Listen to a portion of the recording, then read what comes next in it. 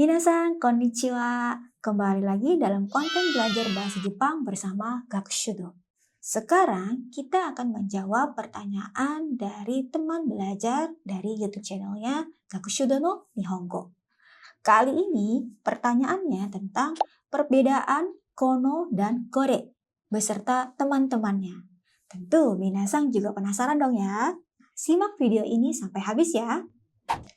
Menjawab pertanyaan secara langsung, kono adalah kata ganti penunjuk yang penggunaannya harus diikuti dengan kata benda. Sementara kore itu bisa berdiri sendiri. Contoh, kore wa hong desu. Ada kore sendirian nih, kore. Ya, lalu bertemu dengan partikel wa. Kore wa hong desu. Artinya, kore ini. Hong, buku. Ya, ini buku. Gitu ya, langsung. Ini buku. Kore wa hong desu. Nah, kalau untuk kono hong wa omoshiroi desu. Kono hong. Lihat ya tadi ya, kono tidak bisa berdiri sendiri. Harus diikuti dengan kata bendanya. Kata bendanya apa? Hong. Jadi, kono hong. Ya, baru diikuti dengan partikelnya. Kono hong wa omoshiroi desu. Ya, kono hong artinya adalah buku ini. Omoshiroi, lucu, seru, menarik. Ya, jadi buku ini lucu, buku ini seru, buku ini menarik. Bahasa Jepangnya tadi kono hong wa omoshiroi desu. Nah, minasan perlu tahu terlebih dahulu bahwa kata petunjuk awalannya adalah ko, so, a, do. Ya. Sekarang, apa itu koso ado? Koso ado adalah sebutan ketika kita ingin menyebutkan posisi benda atau objek atau tempat ya berdasarkan jarak dari minasan. Minasan di sini maksudnya adalah si pembicara ya, si pembicara ataupun lawan bicara. Polanya gini ya, untuk awalan ko ya, dipakai ketika posisi benda atau objek itu dekat dengan si pembicara atau dekat dengan minasan. Ya. Lalu untuk awalan yang so dipakai ketika objeknya atau bendanya posisinya lebih dekat dengan lawan bicara. Ya. Lalu untuk awalan yang a digunakan ketika benda atau objeknya posisi itu jauh, baik dari kita sebagai pembicara maupun lawan bicara. Ya. Sedangkan untuk awalan yang do biasanya minasan bisa gunakan ketika hendak bertanya. Oke, apa saja sih variasi dari koso ado? Nah, sekarang mari kita bahas satu persatu ya. Yang pertama untuk menunjuk benda. Ya, awalan koso ado tambahkan dengan re. Jadi ko re artinya ini. Benda atau objeknya dekat dengan si pembicara. So, re, sore, ya, artinya itu. Objeknya atau bendanya dekat dengan lawan bicara. Ya. Lalu ada a, re. Ya. Objeknya atau bendanya itu jauh baik dari pembicara maupun dengan lawan bicara. Dan yang terakhir, do, re. Dore desu ka? Dore, ya, artinya adalah yang mana untuk bertanya. Contohnya, kore wa watashi no hong desu. Ya. Kore artinya ini, ya. Watashi no hong artinya buku saya, bukuku. Jadi, kore wa watashi no hong desu artinya ini buku saya. Ini adalah buku saya. Ya. Contoh yang kedua, sore wa shatsu desu. Ya, sore itu, shatsu kemeja. Di itu kemeja. Bahasa Jepangnya tadi, sore wa shatsu desu. Kemudian contoh yang ketiga, are wa kuruma desu. Are itu yang jauh, ya. Lalu kuruma mobil. Jadi are wa kuruma desu artinya itu yang jauh adalah mobil. Dan yang terakhir, basu wa dore desu ka? Ya, artinya bus. Ya. Dore desu ka yang mana? Jadi bus yang mana? Busnya yang mana? Ya, dari sekian banyak bus, busnya yang mana? Ya, bahasa Jepangnya basu wa dore desu ka? Oke. Ya, minasan itu untuk kata tunjuk ko, so, a, do ditambahkan dengan re untuk menunjuk benda. Nah, tadi ya, masih ingat minasan ya, untuk kore, sore, are, dan dore itu tidak perlu diikuti sama kata bendanya. Dia bisa berdiri sendiri.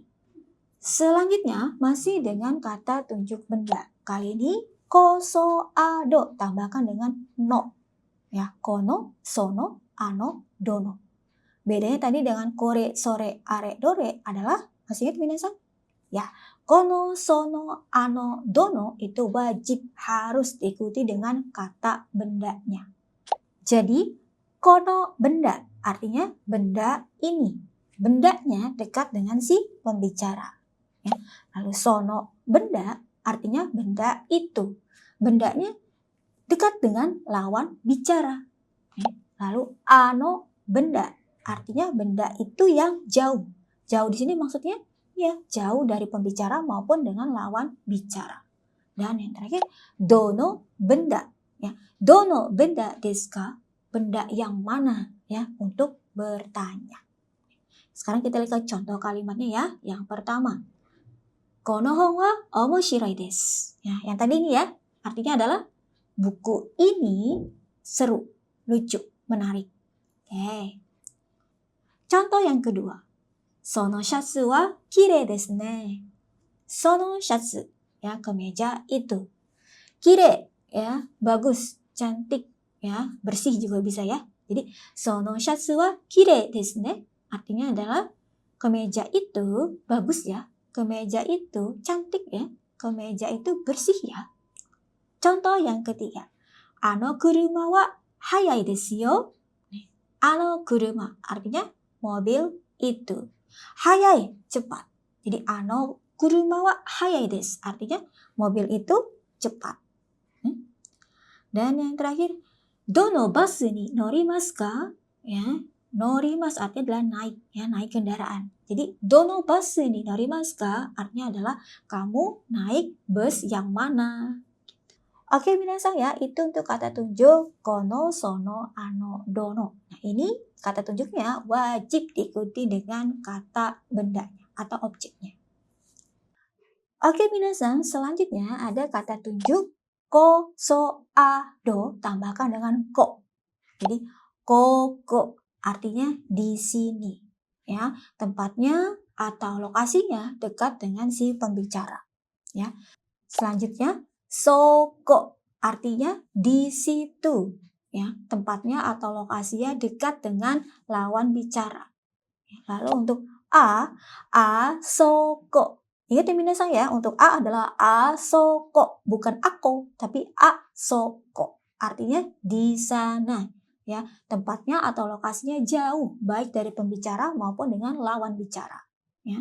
Lalu doko.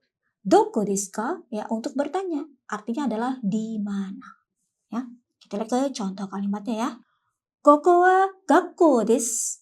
Ya, koko di sini.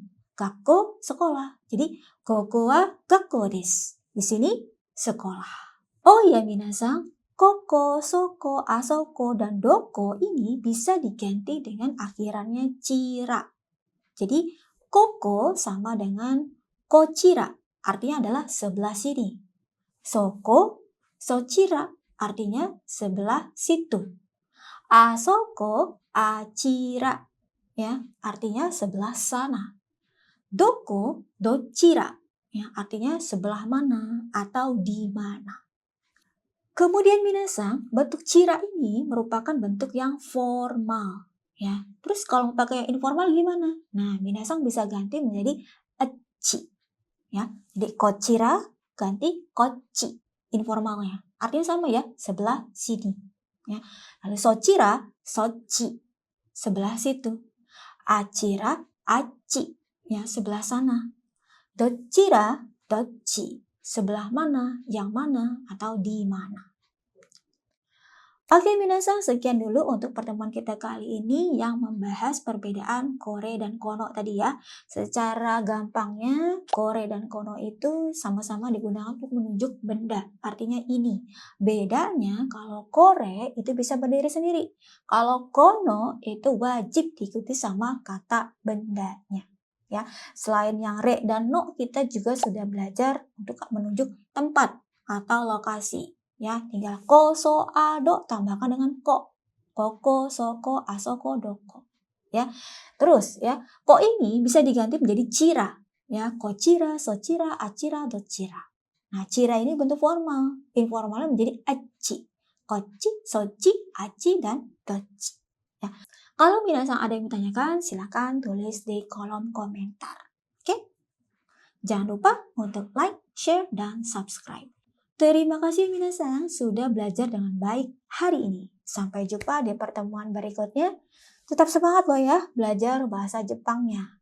Kyo, otsukare-sama deshita. Mata aimashou ne. Ganbatte ne. Ja ne.